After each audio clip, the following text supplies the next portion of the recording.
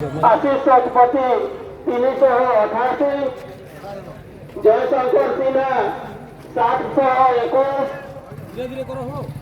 भवेश आचार्य 44,241, निपुण Kumar Das 5,643, Muktanand 215,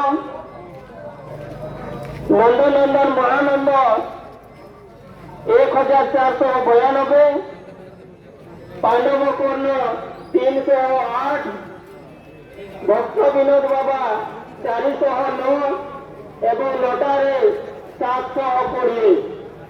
एहीपरि round number 10 परिसमाप्ति पर अश्विनी कुमार षडंगी निकटतम प्रतिद्वंदी देवेश आचार्य ठारे 2,254 भोट्रे आगुआ अच्छा।